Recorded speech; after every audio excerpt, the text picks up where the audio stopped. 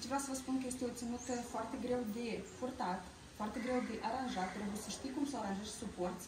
Ea nu se îmbracă așa, este doar o parte de material care se îmbălătucește cu tine. Trebuie să știi cum să o îmbraci. De exemplu, să mi-a dat mie mână, eu nu puteam să o îmbrac.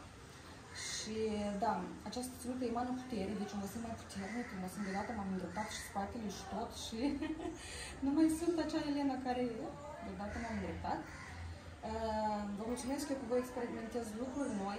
Sunt de 3 ani în India și pentru prima dată îmbrac ținuta indiană, sari. Vestita care o vedem noi în filme. În filme indiene care noi ne-am îndrăgostit. Deci da.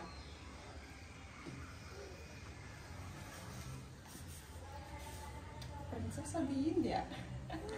Vă pupați și vă mulțumesc. Sunteți alături de mine. Salut! Deci dacă celor m-am îmbrăcat, mergem să filmăm, atât pentru concurs cât și pentru un reel. Am spus că fac curățenie pe pagină și încep să fac content, ceva. Și arăt într-adevăr ca o indiancă. Și soțul meu, my husband. Yes, how I am looking? Cum arată soția ta indiană? Frumos. Frumos, da? Bine. Da, frumos. Give one kiss for my followers. Tot este perfect, dar cam Daniel este acasă. Imititia, l-am luat în braț cu început să-mi smulgă toate frumusețea.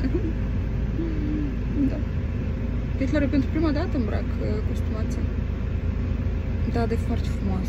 Privește în realitate, nu știu pe poză, pe video cum o să arăte, dar în realitate este așa de frumos.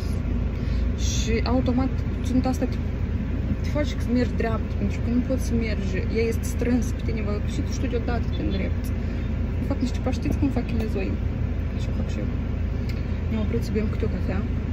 N-am mâncat nimic azi, n-am băut cafea nimic. Beau cafeaua și am plecat. Ca să filmăm. Da, în spatele la reels-urile frumoase care le vedeți voi pe Instagram la blogere mari, stă muncă. Da. E așa ușor să îmbraci în sare.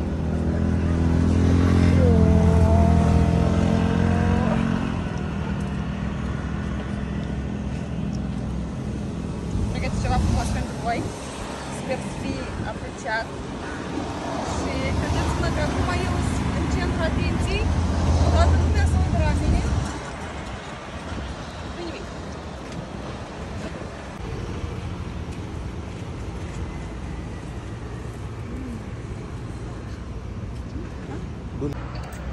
I hope you are happy with the video today. Da. With the video today. Yes. Gata.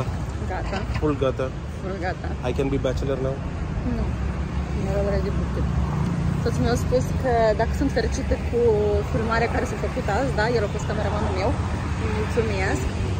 Și m-a întrebat dacă poate să fii celibatar. Become negro. Nu, da, s-a bronzat. Negro. Mai bronzat decât e bronzat. Deci mulțumesc.